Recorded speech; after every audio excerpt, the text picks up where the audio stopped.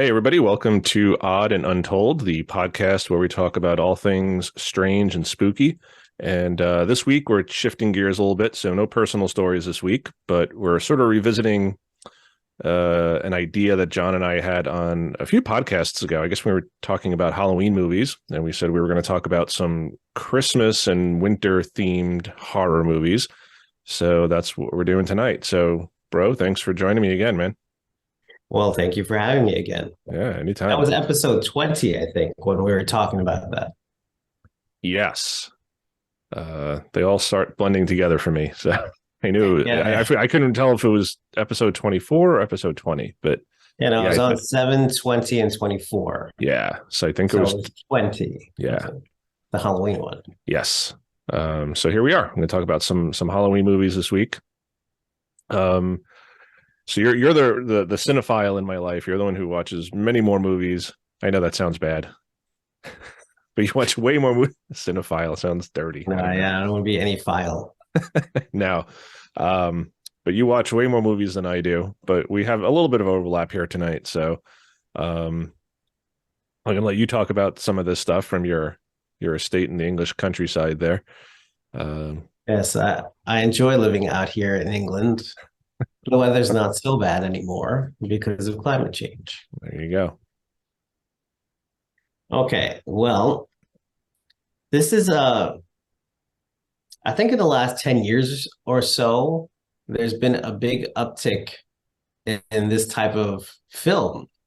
Growing up, there was only a few options. So basically, this is going to be a throwback. I'm going to be mentioning a lot of movies that I grew up with, whether I had actually seen them or I was just familiar with them from um, the video store. You know, the boxes. It's like, oh yeah, I know that what that is. Um, and I'm going to go in chronological order because why not? So I'm going to go back to 1974, the year we were both born. Awesome. And there's a movie that came out that year called Black Christmas. So since we're talking about scary movies that are Christmas themed, I figured I'd start there. So Black Christmas, as I said, came out in 1974, and it's a really, really dark movie. And I wouldn't say that it's even one of my favorite movies, but I can't think about it without actually feeling a little unsettled, even a little sick. And I think for a horror movie, and I haven't seen it in about 2 years at this point, for a horror movie to stay with somebody for 2 years and to cause such a physical reaction in a person, an emotional reaction in a person, I would say that it did its job more than did its job. You know, it's a very effective psychological slasher movie. It's a kind of combination of a lot of things, and a lot of people actually say that it influenced John Carpenter when he did his own holiday based horror movie, Halloween. I don't know if that's true. That's what people say. I don't know if John has actually sat down and watched Black Christmas and said, you know, I think I'm going to make my movie like this. But that's what people say. So who knows? A couple of interesting points about it is that it was directed by Bob Clark, and Mm-hmm. Bob Clark went on to make a completely different type of Christmas themed movie called A Christmas Story, and he did that 9 years later. And A Christmas Story, I don't know if you've seen that one, Oh yeah. but it's very lighthearted. It's meant to offend no one, and yet it manages to. And but you know, it's all about family and Christmas, and it's not perfect by by any stretch of the imagination, but it is a fun movie, and I've seen that one actually this season. I haven't seen the other one. So Bob Clark seems to be the two big movies that he made are related to Christmas. So I thought that was interesting.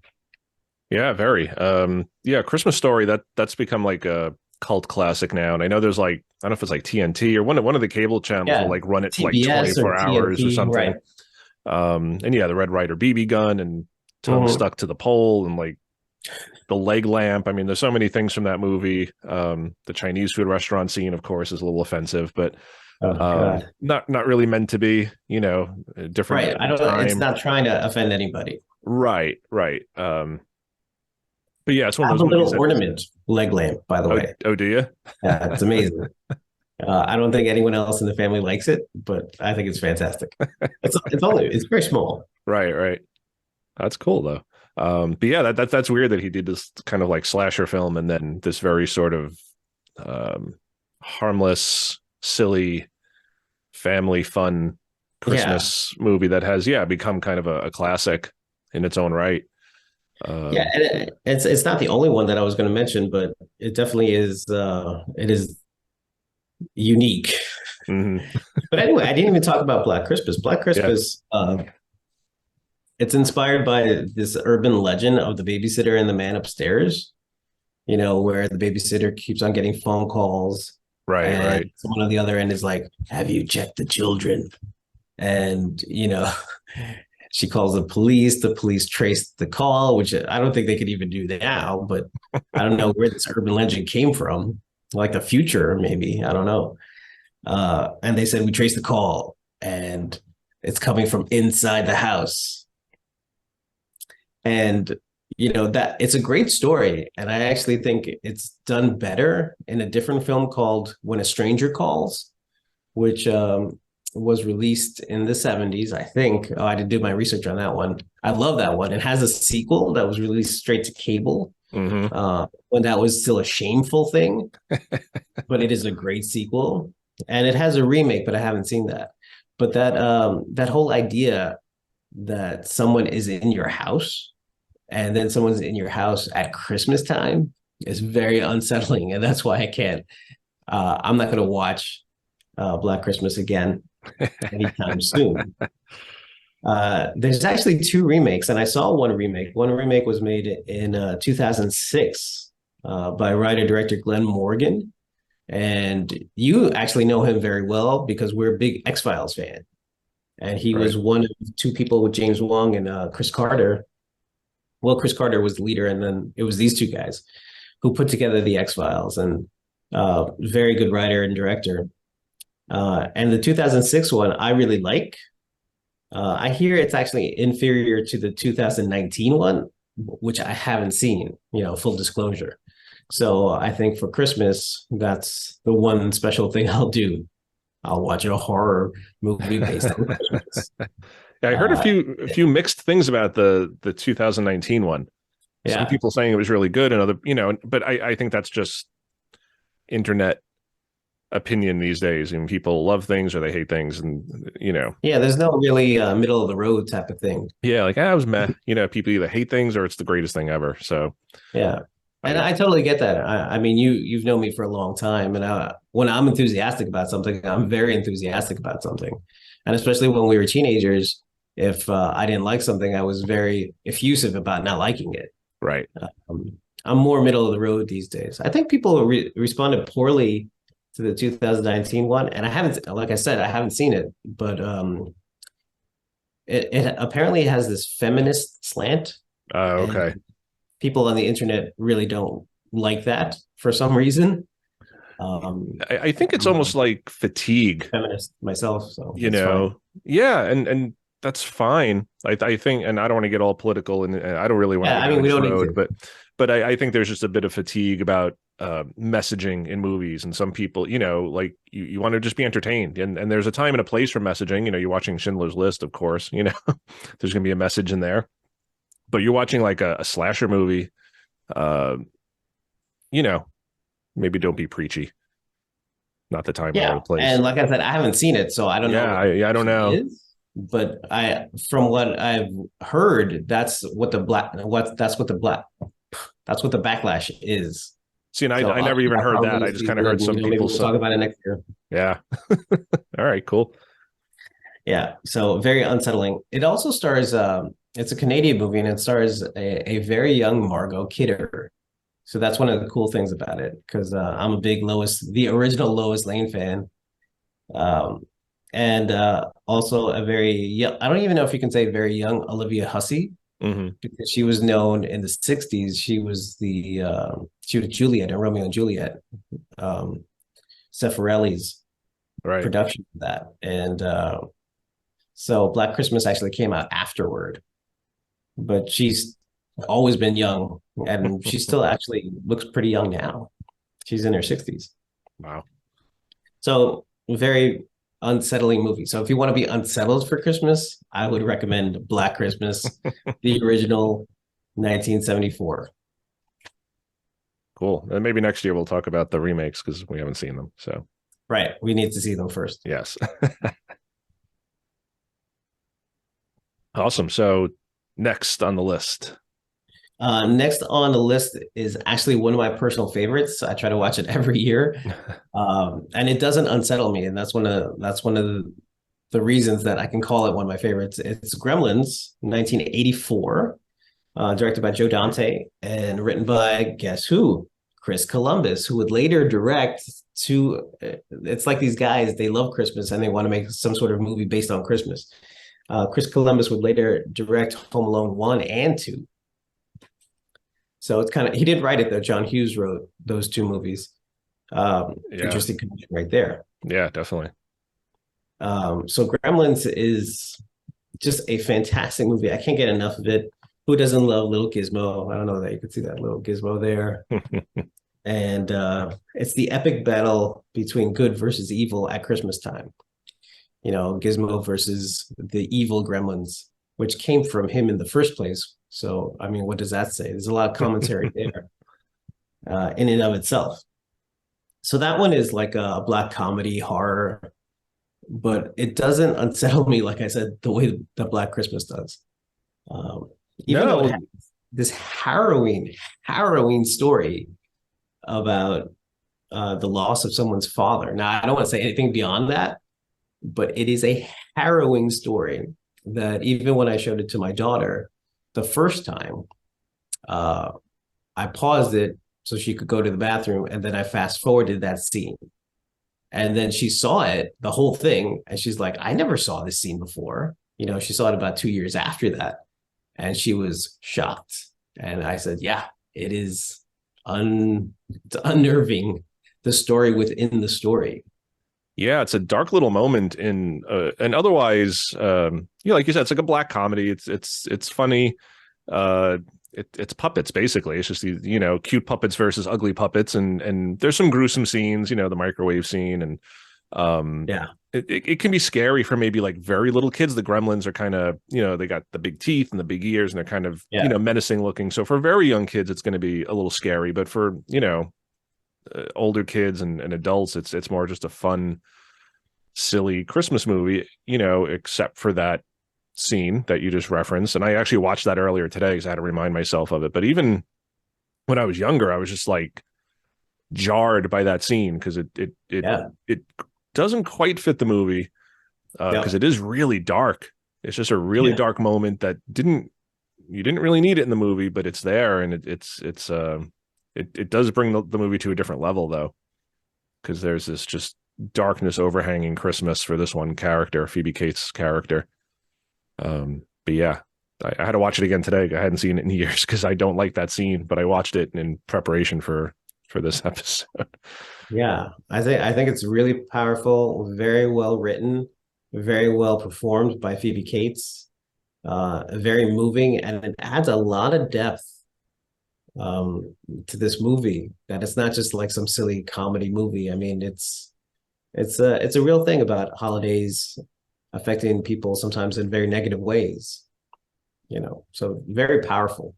Yeah, very, very quick scene. It's only like a minute and a half, but yeah, like you said, it really just, subtly or perhaps not so subtly does remind people that, Christmas is for many people just this wonderful, happy, cheery time of year, but for other people, not so much.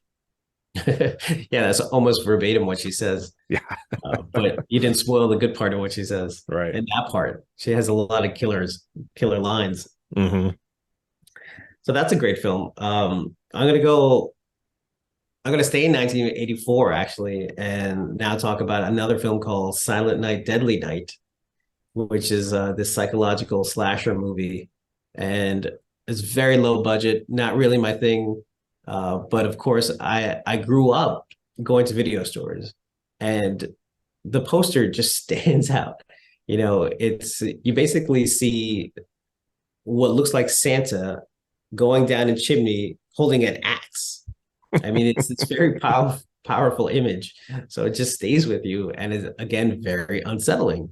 Even these ideas are very scary to a lot of people because they come from very scary stories in folklore about Saint Nicholas and who he travels with, Krampus, which I'm going to be talking about in a second, and punishing children who are naughty. It got turned into this fun thing, but he is watching you when you're awake and when you're asleep, and he knows when you're good and when you're bad. And it's kind of like, what's he doing with that information? So it is a little bit unsettling, Santa, in that way. But anyway, so in Silent Night, Deadly Night, someone suffers abuse as a child um, in an orphanage, in a religious orphanage, which just adds that little bit extra bit of creepiness to it. It's not just like this secular Right. orphanage in New York City. Of course, it's in the country and it's religious, and it just makes it all the scarier. So he has a mental breakdown and he starts killing people dressed as Santa. So if that's your bag, check out And yeah, Silent Deadly Night. it's funny because when we first started and you mentioned the video store, like that was one of those movies that you'd go in and you'd always see on the shelf. It was always Silent Night, Deadly Night. And yeah, that Always. imagery of Santa with the axe going down the chimney. And it was always there. I guess nobody ever rented it because the box was Yeah, always no one ever did. But yeah, like as far as Halloween, I'm sorry, not Halloween, Christmas horror movies, that's really the one that stood out to me. And so I'm glad you mentioned it. I've never seen it. But as you were saying, like I've been speaking to my son Jake, and he's 15 now, and we were talking somewhat recently. He was just talking about how creepy the whole Santa Claus thing is. Like as a kid who's kind of out of it now for a couple of years, but still not an adult, and he's just like you're telling little kids that this like strange man with magic powers is going to break into our house and leave me presents and like eat cookies, and like he's watching me all the time. And he's like, it's kind of messed up that that parents do this. I said, well, we're trying to make things fun for kids. But he's like, yeah, but do you guys understand how creepy that is at the same time? Like and then we wonder, like we put these kids on a Santa's lap in the mall and the kids are just, screaming and crying and, Yeah, normally you would never put your child in the lap of some strange man. right. And it's It's just, insane. yeah, don't talk to strangers on the street. Don't talk to them Right. if they offer you things. But here's this man who's going to bring you presents. He's going to break into our house in the middle of the night. And This is the one exception. this is the one exception. He's cool. He's cool. The guy who dresses all in red and hangs out with reindeer and elves and Yeah, and carries an axe down. carries an axe down the chimney. Yeah. So yeah, It's very that's strange. yeah. And there were actually four sequels, Oh my and I have God. never seen the four sequels. Uh, but there was a remake. The remake was made in 2012 by director Stephen C. Miller. And instead of an axe, Santa has, wait for it, a flamethrower. So a little bit of an upgrade. I actually like that one. I don't Oh, like the yeah. original. And it's so strange when, it's like reading the book and seeing the movie. First, everyone likes the book better, no Right. matter what. Or seeing the original film and seeing the remake, everyone likes the original film. Just the opposite for me. I really don't like Silent Night, Deadly Night, the original, but the remake, that's actually an interesting film. I didn't even know they remade it. Honestly, Yeah. that's interesting. If we still have video stores, it would be the box that nobody touches still, Like that, and except like Turk 182, and uh, I'm trying to think of some other movies that you'd always go in, and it was like the same movies always up there that no one ever rented. there. I remember that one. I remember like Turk 182. Just Malibu something. There was always like the same 5 or 6 movies that nobody just ever rented them. No, I think for shame, because everybody saw them. Everyone remembers they clearly had an impact, but it's like, I can't rent this movie. Yeah. What will people think of me? They'll think you're a murdering Santa. That's Yeah, what they'll exactly. think. So yeah, there you go. Now I was actually the next film is called Krampus, and that's from 2015, and it goes along with all this Saint Nicholas specifically folklore. That Saint Nicholas, of course, great guy, brings toys to kids who don't have it, but of course, who's going to take care of the kids who've been naughty? Well, that would be Krampus. And he has a whip and he whips them. He gives them coal and he whips them because they've been naughty. I don't know what says Christmas more than that image. Yeah. It is outrageous to me. Well, actually, let me take that back. I don't want to offend anybody because this is actually a part of Central European culture. So I don't want to be offensive in any way. It's my point of view is from an outside point of view, obviously. And it seems a little strange to me. And other people who grew up with it, it's going to be totally normal. And even when we talk about Santa, he knows if you're naughty or nice. It's like, well, what happens if you're naughty? It's like, well, you get the coal. Right. Well, who brings the coal? Is that Santa? Does he bring coal and presents? No, that would be Krampus. So Krampus is a great film. I actually really, really like this one as well. It was directed by Michael Dougherty, who did another holiday themed film, which I talked about in episode 20, called Trick or Treat. And I didn't know the date back for that one. That was 2007. And of course, judging from the title, you can discern that it's a Halloween based film. So I guess he likes holiday themed films. So he did Trick or Treat for Halloween and Krampus for Christmas, which is so unsettling. It starts off hysterical. Oh, So really? it starts off so funny. Yeah, it's really, really funny to start off with. Um, you see people just literally climbing over each other in like a Walmart or something. It's all about commercialism and just like it's in slow motion. I forget the song that that he said it to, but it is hysterical. And it's like, yeah, people. It's like this. What says Christmas more than trampling people on Black Friday or whatever? So it has that satirical element to it, and then it goes full on like horror, like dark, dark.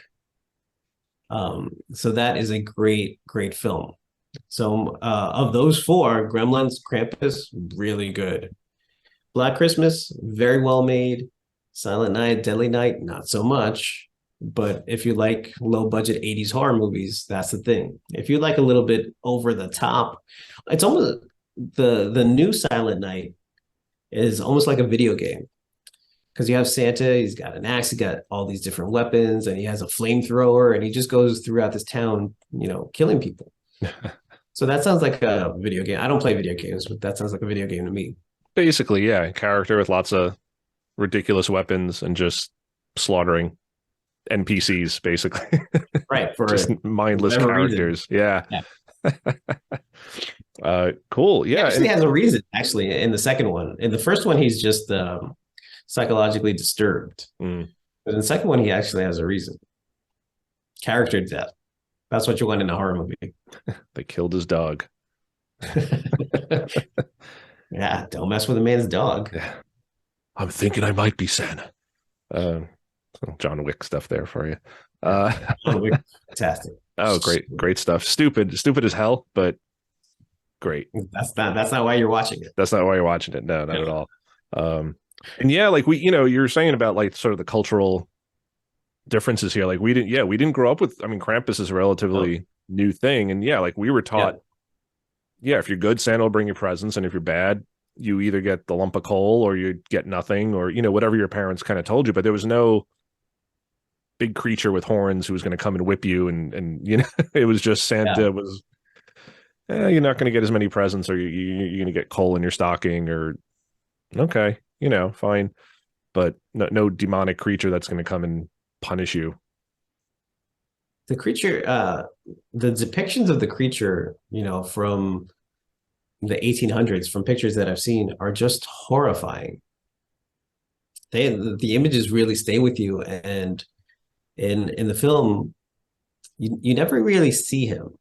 Like you see him, but you don't really see him. It's kind of like the first A Nightmare on Elm Street, where you don't Hmm. really see Freddy Krueger, and that's the sort of type of creep. He's like in the shadows, Yeah. and it makes it all the more creepy. And yeah, we did not grow up with that at all. I mean, we grew up Catholic, which has its own scary things, but there's no mention of like this, as you say, this horned. I mean, it's kind of like a little devil that's hanging around with Santa and punishing people, and Yeah. that's horrifying. Yeah. Yeah. Yeah, So yeah, I haven't seen Krampus yet. I gotta check these out. I don't typically do horror movies for Christmas, but yeah, I uh, know. yeah, aside from Gremlins, I haven't seen any of these. I'm aware of some of them, but have Mhm. not seen them. So yeah, I got to check them out. Yeah, So this is pretty good for scary. good advice for me too, because I'm learning some stuff here about what to watch for Christmas. Yeah, Awesome. So that's thank you for that. So that's an awesome little rundown of some horror movies. Um, but I do, and you have this on your list, and I definitely wanted to talk to you about these because these are close and near and dear to my heart. But Christmas Carol adaptations, film yeah. and TV. So I want to go through some of these with you, and I think we may disagree on one of them. Oh, Yeah, so great. that'll be interesting. I welcome an open exchange of ideas. I think that's Yeah, awesome. we have disagreed on many things over the years, but we're still friends. Sure. Um, so yeah, you want to take us through Right, some? and we're still friends. So Yeah, definitely, definitely. that's great. Yeah. All right. So do you want to start or should I start? Yeah, I'll start. We'll start with because this is my favorite Christmas movie ever. Oh, Scrooge from 1951 with Alastair Sim. yeah. Just fantastic rendition of the Dickens story, and I feel superior to every other one.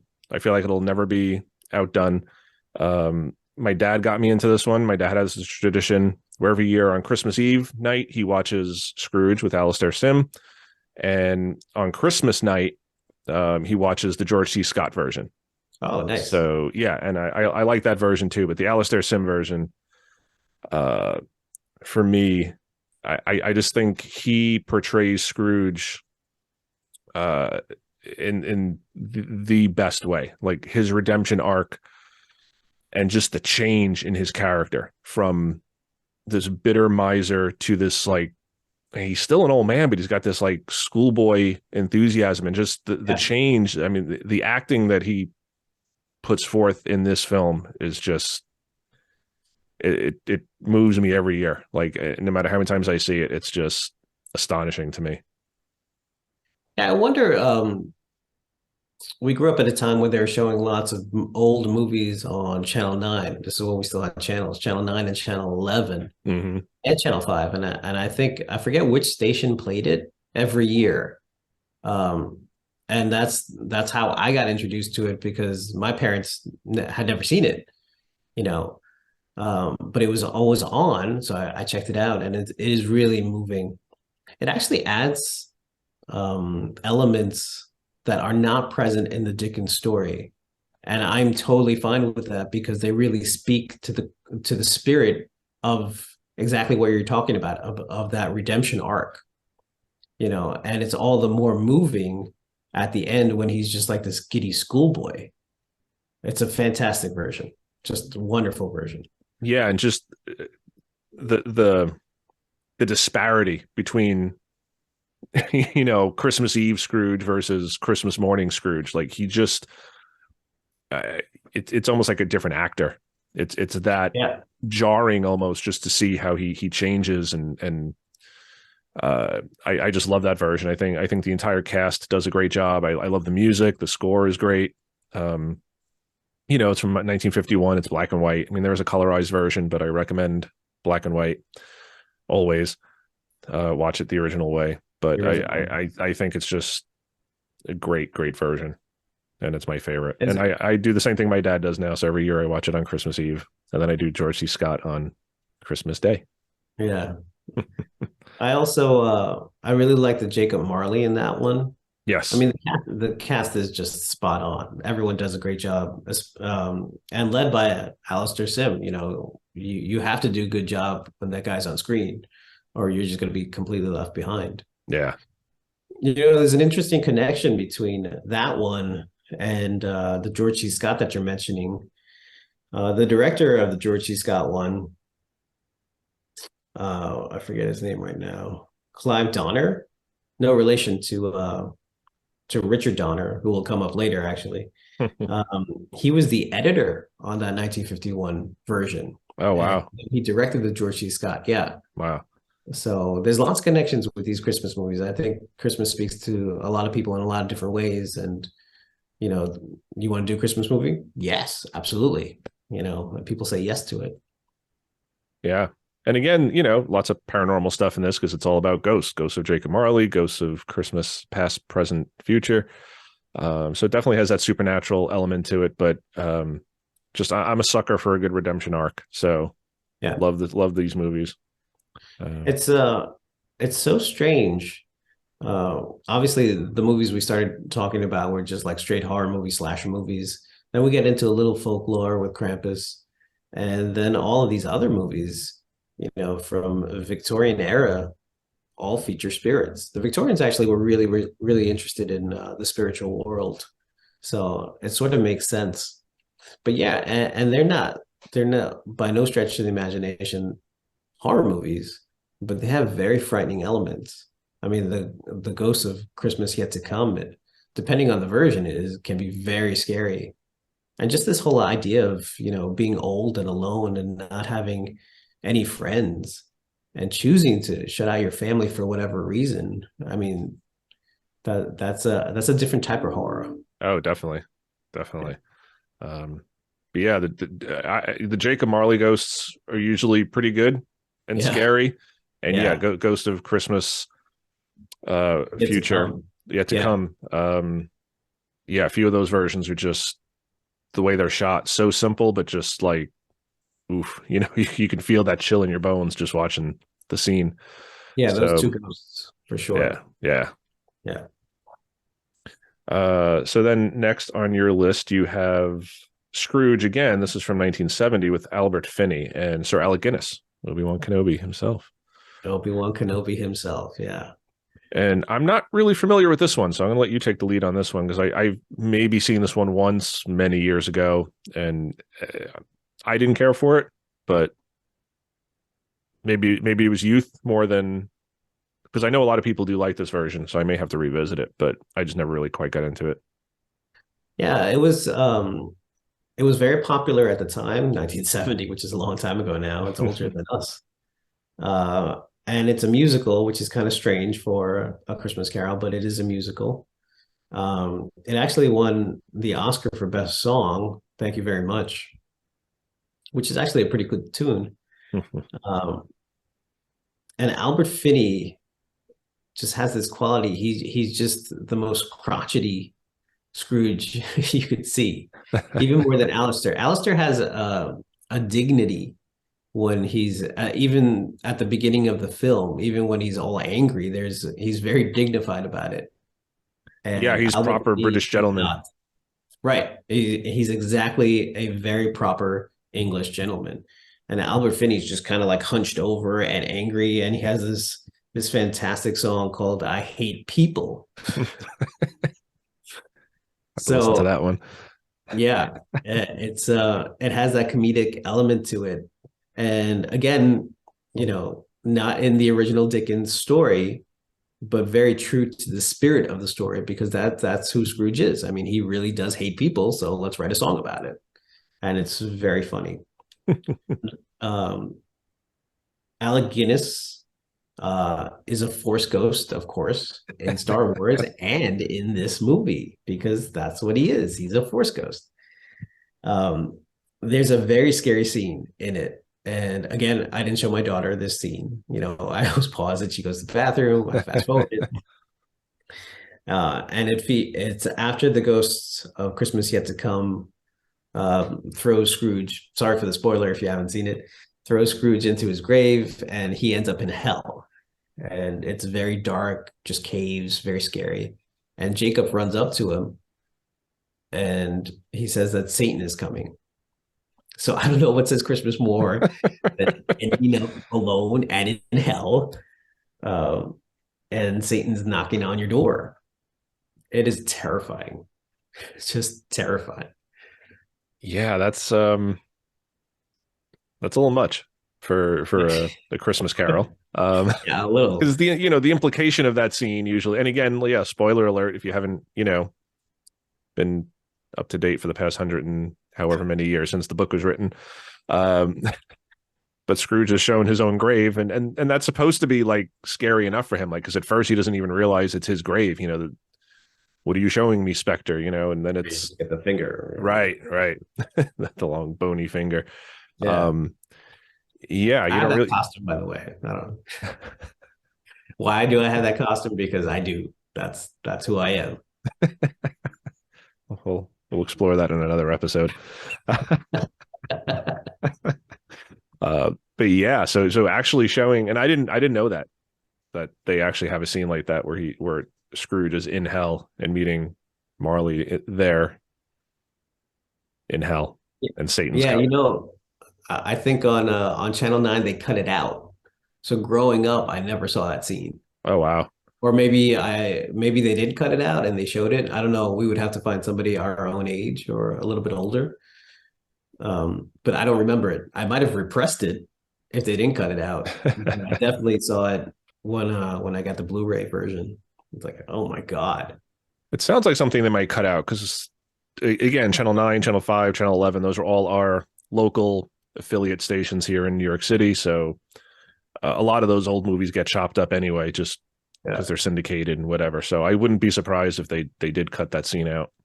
And Just like I said for before, not in the Dickens story, so it makes sense. It's like, oh yeah, no big loss. It's not yeah, anyway, so we can just cut it. yeah, definitely. But that's interesting. I'll have to revisit that one because a lot of people talk about it, and like I said, I think I saw it once, and it just didn't stick with me. So Yeah, check it out. yeah, I You might will. like it. Who knows? Yeah, definitely.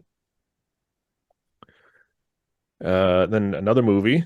I've been talking about this one a little bit. I haven't seen this one in years either, but I really like this one, Scrooged, with Bill Murray. It's a comedy, Yeah, and it's a little different take on the whole Christmas Carol. I mean, same basic story, but it takes place in modern times, and Mhm. I don't remember much about it. I remember Carol Kane is in it. I Yeah, remember Buster Poindexter's in it. yeah, Um, Bill Murray, obviously.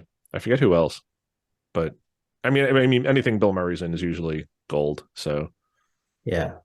and it's a Christmas Uh, Carol. So I'll let you take a little bit of a lead on this one because you're probably more familiar with it than I am. yeah, I watch all of these movies regularly, except for Silent Night, Deadly Night, and Black Christmas. Everything else is in rotation around this time. So it is modern, as you say, and he works at a TV station. So there's this satirical element to it again about commercialism and how they're going to sell, how they're going to make ratings around Christmas. And if you watch the opening, it is so funny and so timely about scare tactics, about who's going to attack us and how we need to protect ourselves and things like that. And like I said, it came out in 1991, but it can still speak to people today. And the whole journey that he takes in modern times really puts a new spin on it. It's not They change elements of the story obviously to fit modern times, but it is very good, very insightful, very funny, very dark in places, and very scary in places. Yeah. I do have to rewatch that one because I do like that movie and I haven't seen it in years. Yeah, Um, Bill Murray's like you said, always good. So yeah, even if he's in a bad movie, like he's usually very good. yeah, So you can't really go wrong with Bill Murray. So yeah, I have to check. Maybe I'll watch that one this week because I haven't seen that in a long time. But I did like that one. yeah. This Um, is at a time, especially when he could do no wrong. This is coming off Ghostbusters, and he did this one and Groundhog Day, another holiday themed right. movie. Uh, he was just gold at that time. So funny. Yeah, and he was still doing like now he doesn't do too many comedies anymore. He does a lot of like more serious roles or smaller cameo roles. I know he was in was it like Zombieland or some zombie movie I think he was in, Yeah, right? he was in Yeah. Zombieland, and he was Yeah. really good. Yeah, but he was more of a smaller role in that, correct? Yeah, I guess it would technically be a cameo because he was portraying himself, Ah, okay. like a fictionalized version of himself. Hmm. And he was because he's an actor, he was dressed up as a zombie so Ah, that the other zombies wouldn't bother him and people would be afraid of him and stay away from him. That doesn't really work out so well. I won't say anything else, but he's really great in that. cool. Yeah, Cool. everything started to change in his career around 2000 when he did Lost in Translation. And Hmm. then, oh, he could do dramatic roles, and he really sort of veered off in that direction. Yeah, And God bless him. yeah, yeah, definitely. But yeah, he kind of moved away from the comedies as far as Yeah, starring anyway. So yeah, so we get to some TV adaptations and the A Christmas Carol with George C. Scott that I've mentioned, which yeah, is my second favorite. Mainly because yeah, George C. Scott in anything, same thing, like put him in anything and he's fantastic. And I wanted to bring this up during our Halloween talk because we were talking, scary movies, but he was in Exorcist 3, correct? He played the detective that was in Exorcist 1. yeah. And I loved the actor from Exorcist 1 who played that cop. I forget his name off the top of my head, but he was the one who Yeah. interviewed, Father Damien. And but he was fantastic in that movie. He just had like great delivery and great charisma. And I forget the actor's name, honestly, but he was so great. And I remember when the third one came out, and they said, "Oh, George C. Scott is replacing him." I was kind of bummed because I was like, I kind of like that guy. He was funny, and he kind of had just a real sort of just downtrodden sense of self-deprecating humor, and you could tell he was just like this beat cop who just, come Yeah. on, man, just just talk to me about this. Yeah. But Exorcist 3 was really great, not because it was an Exorcist sequel, but because of George C. Scott and just the story.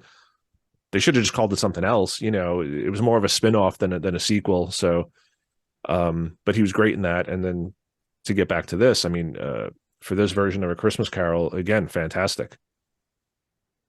Yeah. George C. Scott, always a classy guy. Um, and I love Exorcist 3. Exorcist 3, you're absolutely correct. It should have been like a spin-off, like after following, and that's the way William Peter Blatty wrote it, actually. It was called Legion, Right. and it followed his story, where he's going after the Gemini killer, which is a subplot in the original Exorcist, which is very interesting. It's like it's that story within a story, Mm-hmm. and you're like, oh, I want to know more about that. It's like, well, there's another book. It's called Legion, and so thankfully George C. Scott took over the role. I also forget the actor. I've been racking my brain trying to remember what his name is. He was so good. And I believe he was dead. I think that's why they recast. They had to recast, because he had died by that point. Oh, really? Yeah, don't I'm quote me on actually I'm actually looking it up now. Just that. Okay. but you can keep talking. I'll Oh, okay.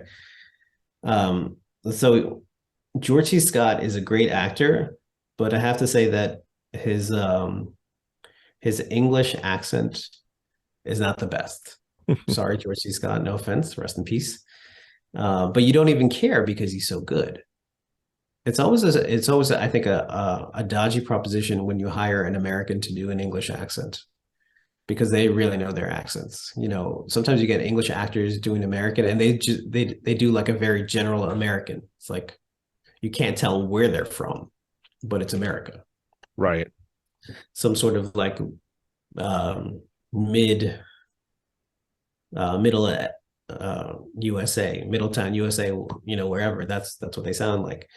But George C. Scott, his accent isn't perfect, and it's perfectly fine as far as I'm concerned because he's such a great actor and he did such a great job. Right. So to get back to The Exorcist, Lee J. Cobb was the actor. He Yeah, played there you go. Detective Kinderman. Great actor. I'm trying to figure out when he passed because yeah, that might be. Yeah, very famous actor, Lee. Yeah, it was one of those things that was like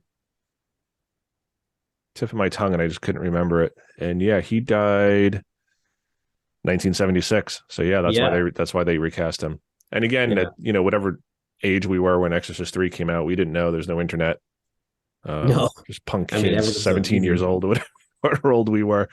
Um, but yeah, I like this version. David Warner, Oh, David Warner is again, amazing. another actor who, like, no matter what he's in, and I've seen him in some real bad movies. I mean, he's been in a lot of good stuff, but he's been in a lot of stinkers too. But Yeah. he always brings it.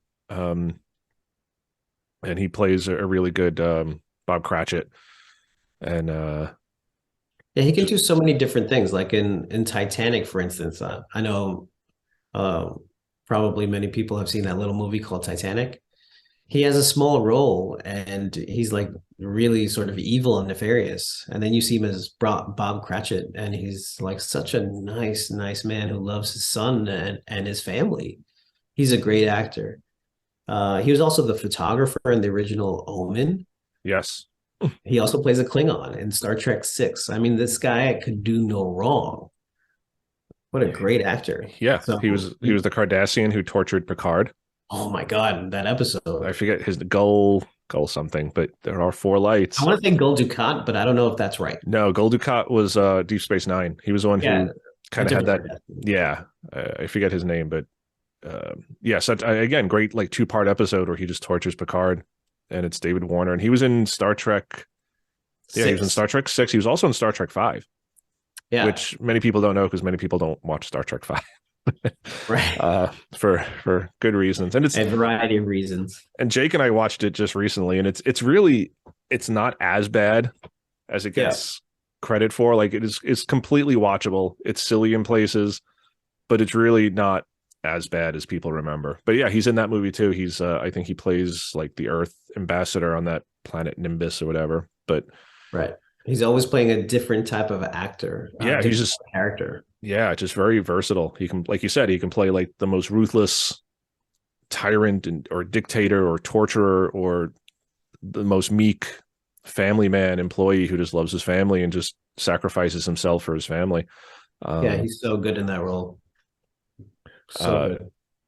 and George C. Scott, the accent doesn't bother me so much. I think for me, this is my second favorite, mainly because I think his transformation is a little less convincing Yeah. than Sim, than Alistair Sim. It's, I mean, he's George C. Scott, and he plays a certain role very well. The grumpy, I mean, Patton and, Yeah. cops, and, he plays that very well. And I think for him to kind of play the boyish, uh, to be redeemed and it was a little hard for him to really bring that out. And, so, I mean, not bad. He does a good job, but again, I think Alistair Sim beats him out by spades. So that's why this one is kind of my second favorite. I wonder if it's a sort of bias because, going into it, you knew him as Patton. And then you see the other roles. Like before this one, he did like Firestarter. Mm-hmm. Later on it was 1990 where he did Exorcist 3, this like grizzled cop. He was really good at those roles. He was a really great actor and versatile. Um, but with Alistair Sim, you don't have anything to compare it to. And I don't want to take away from either person's portrayal of Scrooge because they do phenomenal jobs. But I understand what you're saying. Yeah, it just falls a little short for me where I'm watching him and he's kind of dancing and jumping and trying to be happy, and it's just, but he's got that gravelly raspy voice, and Yeah. it's still George C. Scott, and it takes me out of the moment a little bit. Whereas Sim, like I said, I watch that movie and it's like I forget I'm watching a movie sometimes. You forget that these are actors. It's almost just like you're peering back in time and watching this happen in real life, whereas with George C. Scott, it takes me out of it a little bit. Yeah. But still Like, a fantastic version. oh yeah, absolutely. And then 1999, A Christmas Carol with Sir Patrick Stewart.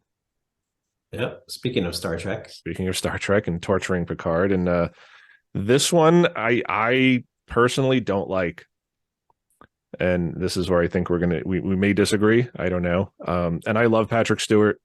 I mean, you and I Same. both grew up on Next Generation, Yeah. Star Trek films. Yeah. Uh, We went to go see them, all of them we went to go see together. all of them. And I mean, how many times have we seen the Next Generation episodes? I mean, just Yeah. dozens of times. So love him, love Patrick Stewart. That version. And it's funny because I never liked that version, and I gave it a rewatch last year. Because again, I said, all right, I'm a little older now. Okay. Let me just, try it again.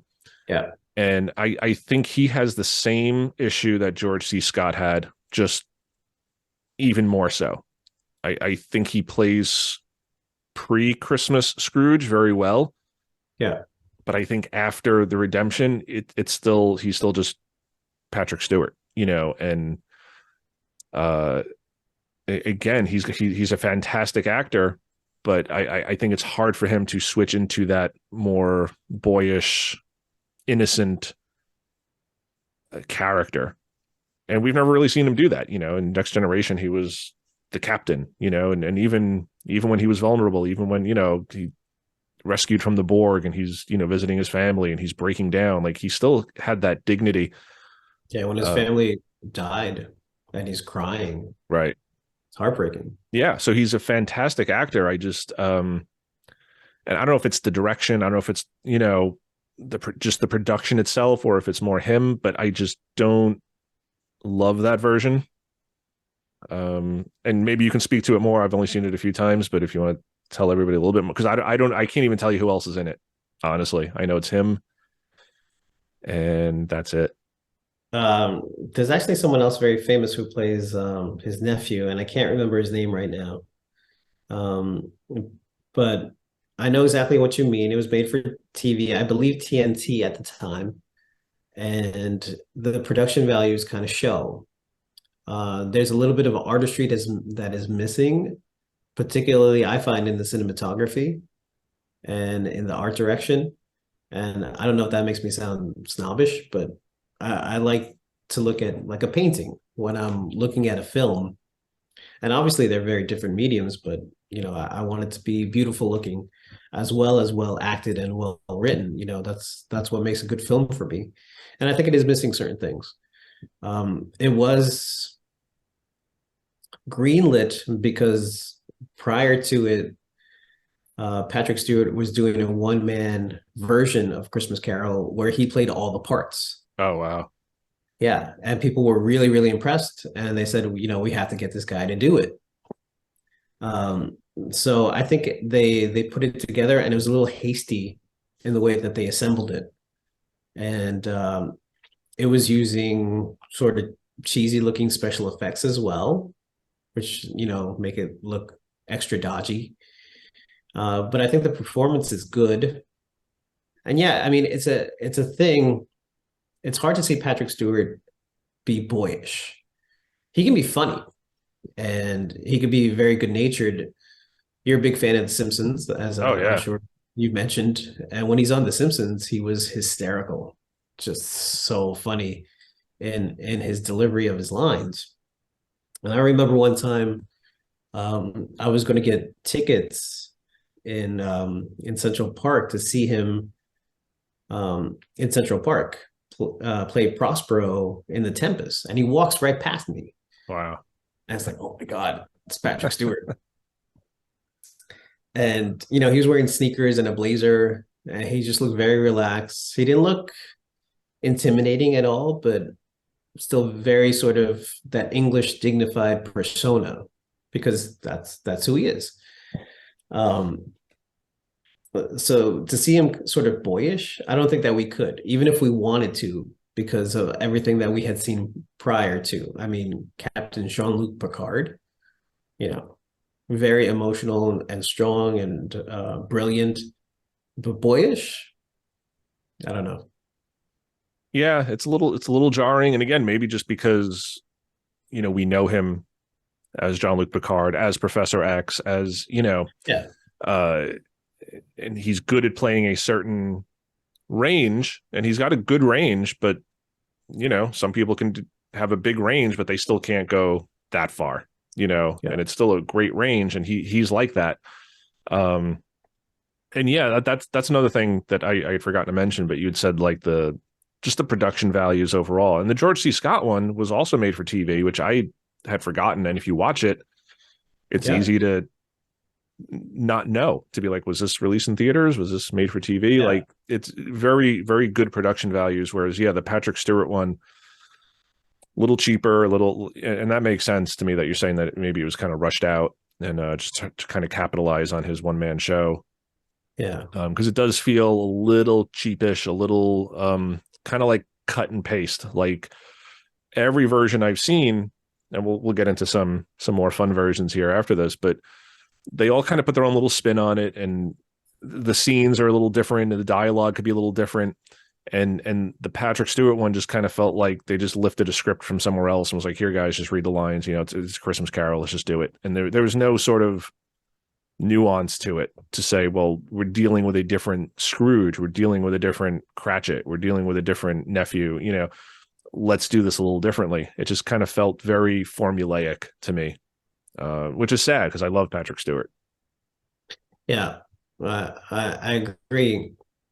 Watching it recently, I think I also watched it last year, and I liked it more than I had ever liked it because I had just come to accept that this version is, you know, this version. It's not going to be perfect. It does feel a little rushed. I think they could have rehearsed a little bit more, have a little bit more chemistry with the characters. It actually includes certain things from Dickens' original story that some of the others do not include at all. So for me to see those things, I thought it was cool. The first time that I saw it in 1999, I hadn't read the novella, but I have since. I think I read it maybe 5, 6 years ago, Mm-hmm. maybe a little longer. And then I resaw it just last year, and I'm like, oh, that's cool that was in Dickens. And then this is the first time ever that they've actually filmed it. And again, they didn't film it great, which is kind of the problem. Right. So, Yeah, I mean, if it's on, I'll always watch it, but I don't like go out of my way to pop the DVD in, you know, whereas yeah, like with the I other have ones, it. I will. Yeah. Yeah. They haven't it's still on they haven't released it on Blu-ray, which I find is kind of telling because of the cheap values. They would have to redo it all of the effects, Right. which would cost money, and I don't know that anyone's willing to put money on that. I don't know who owns it right now, where the rights are. So there's probably a lot of different issues. Yeah. I would like Yeah. to see a recut of it, frankly, like a director's cut, recut with modern effects. Mm-hmm. Might help. I don't know. Yeah, definitely. They might. I mean, they remastered all the old Star Treks and everything. So Yeah, exactly. one I mean, movie. I mean, it he's would be still Patrick expensive. Stewart. Yeah, exactly. Yeah. Um, so then a few more, so sort of animated ones. Mickey's Christmas Carol, you mentioned in your notes Yes. here. Um, I love Mickey's Christmas Carol. Sometimes I feel that it is the best adaptation, and it's like 22 minutes long. 22 minutes long with like a 4 minute song at the very beginning for the titles.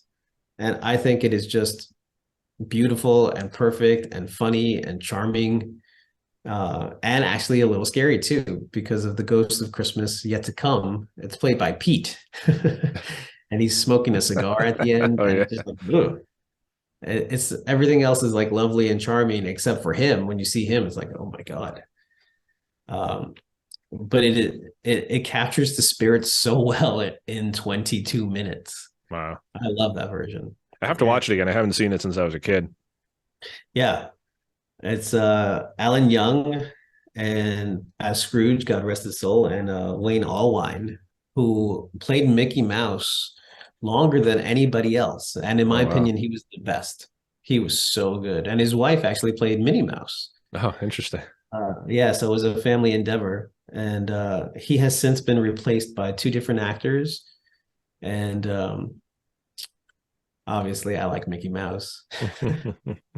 And, certain people do it better than others. Wayne Allwine was fantastic as Mickey, as was Alan Young as Scrooge. So it's a great version. If you have 22 minutes real fast, watch it. I believe it's on Disney Plus. Oh, it should be, yeah. Yeah, I'm not sure. And for Gen Xers like us, I mean, that's pretty much the origin of Scrooge McDuck and Yeah. DuckTales and like Mhm. uh, Darkwing Duck. I mean, all that stuff sort Yeah. of came from this because you had Scrooge, and then Scrooge Yeah. McDuck, and so yeah, interesting. With Alan Young playing that role. I Oh mean, yeah, for us, I don't want to speak for anybody, but for us, it was iconic. oh yeah, Scrooge McDuck. Come on, what a great guy! And then he goes on to play him for years. yeah, yeah. And then A Christmas Carol, Robert Zemeckis. I haven't seen this one. Yeah, Disney has a lot of these properties right now. Like I said, Mickey's Christmas Carol obviously is Disney. Christmas Carol, directed by Robert Zemeckis and starring Jim Carrey and Gary Oldman. It's kind of weird. Um, I think this might be the most disturbing animated version of A Christmas Carol that I have seen. It has a very unsettling scene with the ghost of Christmas present. And I don't want to say anything beyond that, but it's very disturbing. And it seems like, for me anyway, it got away from the spirit of what Dickens was trying to portray. Hmm. And it kind of let the animators have fun. It's like, this is what you need to do. Go ahead and do it. And they forgot what the story was supposed to be about. And they made some changes, and it doesn't feel fun. Yeah, It feels, in fact, just more scary. So in a way, it actually fits on this list more than any of the other ones because it's just dark and not fun. And don't get me wrong, I love Robert Zemeckis. I mean, speaking of our generation, I mean, we grew up watching all of his films, but right. especially Back to the Future. Back to the Yeah, Future, enormous, and still one of my favorite movies. And then you can just start naming his movies, Forrest Gump, and all these great films. And unfortunately, this is not one of them. Sorry. interesting. Yeah, I'll have to check it out because I've never seen it. I don't even know if I even heard of it, like Jim Carrey and Gary Oldman. But I'll have to check it out because I do love. I just love the story of a. That's what I'm saying. Like whether I like it or hate it, I just love the story of A Christmas Carol. It's a great Um, story. yeah, it's just timeless, and so I'll have to check it out because I do like other versions, and I love the versions that I love, but I'm always open for new ones. So Yeah, I don't know if you have Disney Plus, I and do. Yeah. okay, good. We are in no way affiliated with Disney Plus, by the way, even though we both happen to have them. And Bob, I'm a big fan, and I write screenplays. So sorry about that comment before. Not like he's ever going to watch this. Well, if he does, Um, maybe he appreciates constructive criticism Maybe, I don't and know. respects it. Yeah, but it was the end of the Ghost of Christmas Present. Like, what's up with that? Well, anyway, so Disney has a bunch of them. Mickey's Christmas Carol, directed by Robert Zemeckis, and one that I didn't put on the list, but um, a Muppet Christmas Carol, I was going to which mention that one. is with Michael Caine Yes. as Scrooge. It is so funny, and it deviates so much because it has the Muppets from Dickens, but it's so good. Not scary at all, that Right. one. Not even a little bit, but heartwarming. And Michael Caine is Michael Caine. He's He's good. another one. Like, put him in anything. Yeah. Freaking, what was that Jaws 4 or whatever he was in? And He like, was the best thing in Jaws best thing 4. in there. It's like, thank God for Michael Caine in Jaws 4. Because man, Otherwise, that's an irredeemable movie. yeah, Irredeemable. But yeah, it's watchable simply for him. yeah. He's Yeah. good. Yes. No denying. So before we wrap up, I mean we can't really end without talking about a few of these. So you have three more on your list. So we'll get to those. It's a Wonderful Life, Yeah. Frank Capra, Jimmy Stewart. How could we not talk about that? I mean, just such a great flick. Um, another timeless movie. Redemption arc again has Mhm. nothing to do with a Christmas Carol, but redemption arc. And again, it wasn't even intended as a Christmas movie. I don't believe it was even released around Christmas, if I recall. No, I don't believe so. I don't have the exact date here, other than 1946. Right. But it takes place during Christmas, so it's kind of like the Die Hard of its generation. Like, is it a Yeah, Christmas movie? exactly. And it has become a Christmas movie. Um, Some people ask, if you miss the first 2 minutes, then for about 2 hours, it does not take place on Christmas at all. Right. And it's the final act that loops back around to Christmas Eve. And so you do ask, it's like, is this a Christmas movie? What is it that we're watching? Right. But Uh, fantastic film. yeah, it came out January 7th, 1947. Okay. Oh, my date is off. I thought it was 1946. So Hmm. following Christmas, that's too bad. Yeah. Maybe that's why it didn't get any Academy Awards. I think it was nominated for like a lot of Academy Awards. I don't want to say the wrong number, eight, but it didn't win any. And it has a phenomenal cast. And I have to tell you, this one is scary for different reasons Oh yeah. because real life, if you lose a bunch of money and you're going to go to prison and there's going to be like big scandals and things like that, and your wife hates you and your kids are afraid of you. I mean, this is like real world scary stuff. It is. And I was going to bring that up, that this is really like it's so relatable just from every level. I mean, you're talking about scandals and going to prison, but like even little things, like he's in the house and he's just going up the stairs and the piece of the banister is always falling off. And it's just like, how many of us can relate to that? Just something in our house breaking, or it's always breaking, or it's always broken. I talk about the drafts here. It's like we should all have pneumonia because it's so drafty in my apartment. Right, right. And Wherever I'm you like, live, I'm quoting him, and that's what he says. drafty old house. Uh, Yeah, my Jimmy Stewart impression. But yeah, I mean, anybody who's ever been short on money, who's ever gotten mad at their yeah. kids, who's ever had marital problems. I mean, it runs the gamut of just little subtle, just day-to-day problems, your kid getting sick at school, or, to, yeah, like thousands of dollars are missing and I'm going to jail, you stupid, silly old man.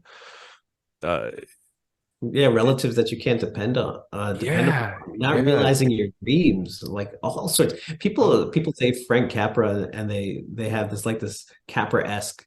It's like maybe for some of the films, not for this one. This No, one is like real life, like things can go bad, right, and you go to prison, and you lose your family, and all sorts of terrible things.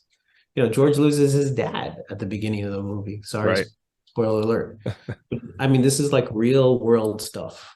Yeah. And that's what makes it so like gut wrenching and scary, because anybody can watch this movie and you can relate to at least one thing going on in his life, if not multiple. I mean, there's going to be Yeah. multiple things. And he contemplates suicide. I mean, this is a Christmas movie, family Christmas Capra-esque, and he's on a bridge about to jump, and He was going to do it. he was going to do it. He was going to do it. Yeah, there's no doubt. So it's a dark. I mean, it's funny in moments. It's got its silly moments, it's funny moments, very comedic, but very dark as well. Just really Yeah. dark moments, and it can be a tough movie to watch, Yeah. And because of of that. course yeah, absolutely. It's kind of what Phoebe Cates' character in Gremlins was talking about, that the holidays can be a very difficult time for people. And she talks about suicide in that film. And I think that's they're citing this one because that's exactly what George was going to do. Without a doubt, that's what he was going to do. I mean, Clarence even says it, that he saved him Yeah, because that's what he was going to do. and the scene that always kills me is when he comes home and he knows he's in trouble.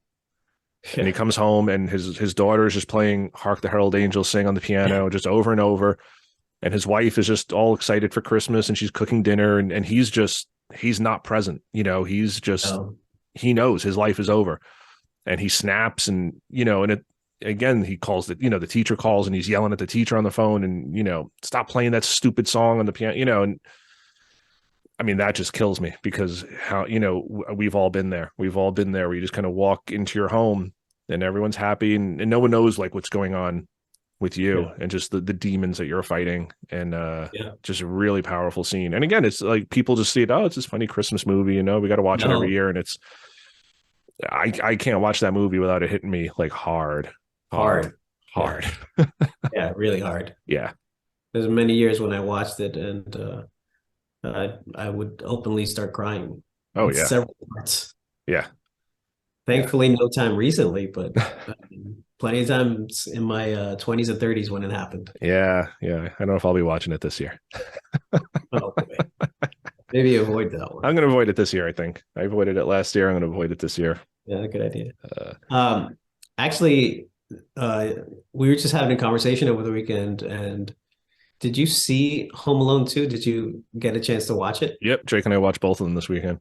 Okay, remember when the family is in Florida? Uh huh. They have to watch It's a Wonderful Life in Spanish. Yeah. That part cracks me up. And it's that scene where he comes home and he's talking to the teacher and he's Right. mad at the teacher. He's yelling at her. And I have to say the translation is spot on. Oh, really? The acting is good, translation is spot on. It's like, oh my God. And that's the fact that they picked that one, the one that we're focusing on about like this is like he's having a breakdown because he knows his life is over. They turned it into such a funny moment um, in Home Alone 2. Yeah, Yeah, I can't help but laugh. Yeah. And it needs a little bit of levity, frankly. So it if you do does. watch it, think Home Alone 2, George doing that scene in Spanish. I remember that. Yeah, that's part of So what funny. brought that up for me too. Because I just that scene always sticks out to me. Yeah. Also in Gremlins, that's the movie that's on the TV when chaos is happening. Hmm. Yeah, it's a great movie, but rough one. Yeah, for sure. The Nightmare Before Christmas. This one I've never seen, and people are going to come at me for this one Oh because boy, people people. are going to come at you I for that know. one. So I'm admitting this, and I'm going to come join you in the English countryside. I think because people are going to come at me. The English Uh, countryside here is beautiful. it Like is. the moors, look at all that greenery out there. Stay off the moors. Way off the moors. So here's the Nightmare Before Christmas.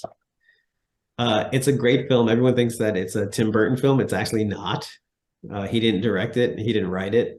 He produces it, and he came up with the concept, the designs, and things like that. So he was the biggest name connected to it. So they went along with it. Hmm. I think I can't remember if this came first or Edward Scissorhands, which incidentally also takes place during Christmas time. And I didn't remember that until I just saw Edward Scissorhands like maybe 3 or 4 weeks ago. It's like, oh, it takes place during Christmas. I didn't know that. I forgot. Um, and it is equally a Halloween movie because it starts off in Halloween and it ends at Right. Christmas. So it is just very funny, very satirical, and very dark. There are very dark images, and some years I'm watching it, I'm like, man, it's like it gets darker every time I watch it. And some years I can't watch it at all. But it's also very funny. And I won't go so far as to say it's heartwarming, but it does reach many emotions. Yeah, I have to watch it because it's. I mean, people love it, and it's been out for a long enough time now where I should have seen it, uh, but I've never seen it. Yeah, So it's don't yell at coming me. 30th anniversary. Oh my God. Yeah, I need to see it. Yeah. Do you know if It's that's great. I on? mean, you won't regret it. No, I'm sure. Is that on Disney Plus too? Do you know? Uh, I'm sure. I mean, Disney owns it, so Yeah, I'm sure it is. I'll check it out. unless they have a contract with some other channel, it Yeah. might be there. All right, cool. Yeah, I'll check that out. Um, Yeah, last one on your list. I don't think I've ever heard of this one. no one has. New Year's Evil, which so- sounds like something off a Ronnie James Dio Christmas album. Oh yeah, New Year's New Eve. Year's Evil. Yeah, Uh, it is a very low budget slasher film from 1980, and it's about New Year's Eve. It's not even about Christmas, but I figured, tied people say in. Happy Holidays, all sort of wrapped in there, uh, and it's not good. It's not good, but it's interesting. My friend Evan told me about it, so I checked it out. And it basically takes on place on New Year's Eve, and there's a caller who keeps on calling into a radio station, and he's threatening the DJ. And if you liked Play Misty for Me with starring and directed by Clint Eastwood, Hmm. it's kind of like that, except it's more of a horror movie that takes place around the holidays. So that is Cool. that So is people, really it's so people, supposed to be at the bottom of the list. yeah, and you even say probably doesn't belong on this list. Yes, I did write that. Yeah. Um, There you go. It gets a shout out. yeah, but sometimes people like the bad films.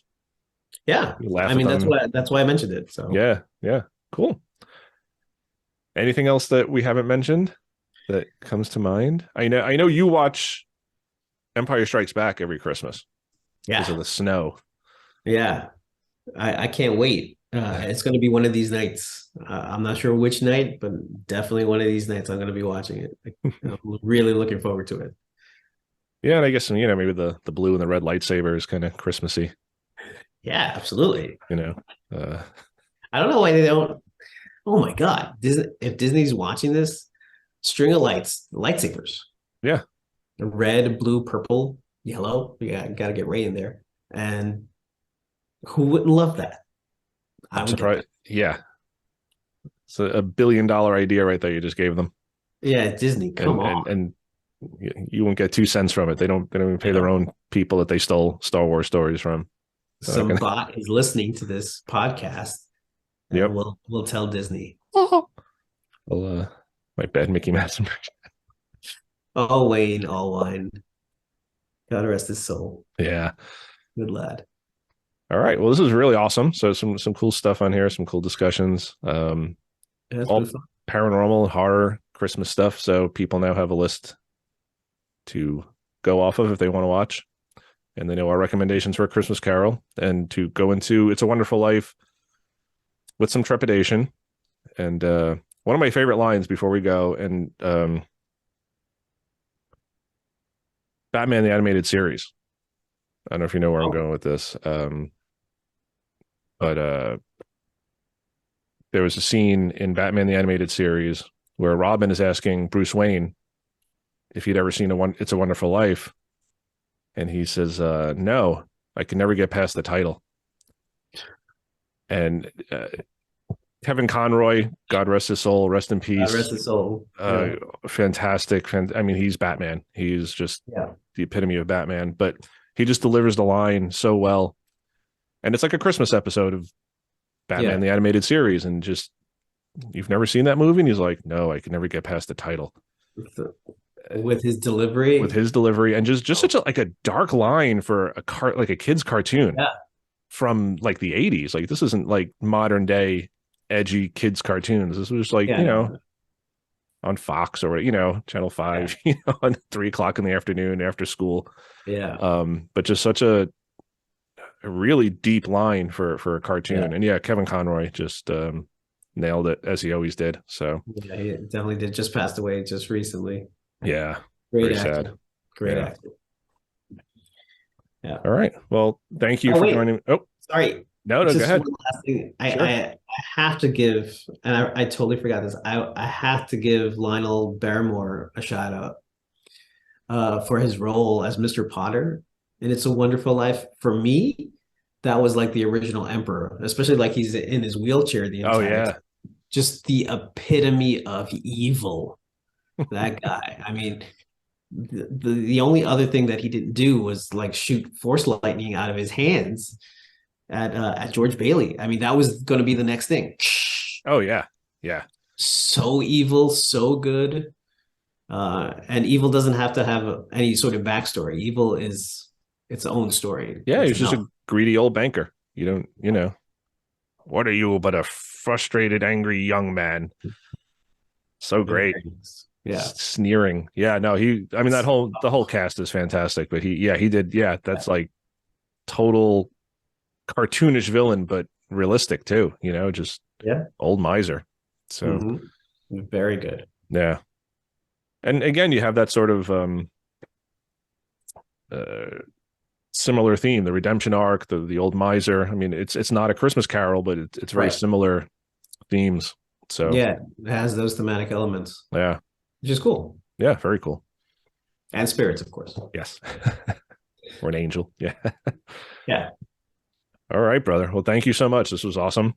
Thank And you. I'm sad we're not going to see each other before Christmas because of various illnesses. And I threw my back out the other day, so I'm kind of in agony right now. Oh my God, I know you told me Yeah. that. That's awful. Yeah, I know you're getting over Oh, The Flu, flu. It hit flu. me so hard. Yeah, I've I been know. home 4 days, 5 days straight now. Wow. Yeah, I hurt my back the other Such one day, that I and still, I'm glad I'm sitting down this entire time. I don't yeah, know if I could be standing. yeah, me too. Um, I'm I'm dreading getting up out of my chair because I'm kind of comfortable now, but like as soon as I Yeah. stand up, I know it's going to be painful because it's been bad the past couple days, and then it kind of gets real bad, and then it will drop Oh off. my So God. I'm hoping today's the worst of it because today's been really bad. Like I could hardly stand up straight. So Well, I hope you feel better soon. And I'm sorry I can't see you before Christmas, but yeah, but Christmas, you're always in my thoughts. yeah, you too, my brother, and we'll see each other soon. Yeah, definitely. Um, but yeah, thanks for coming on. This was awesome. Thank you for your knowledge and your input and your guidance. And we'll talk soon. All But right. Take Merry care. Christmas. Happy Merry holidays, everybody. holidays, Take everybody. care. Bye. All right, everybody. I want to thank my friend John for coming on again for this Christmas episode. Some cool movies there, some cool talk about the Christmas carols. I love that movie. It's a Wonderful Life. I love that movie. So a little more lighthearted this week, and hope everybody has a Merry Christmas, Happy Hanukkah, Happy New Year, whatever you celebrate. Happy holidays. Rock and roll till next time, everybody. See you in the new year, probably.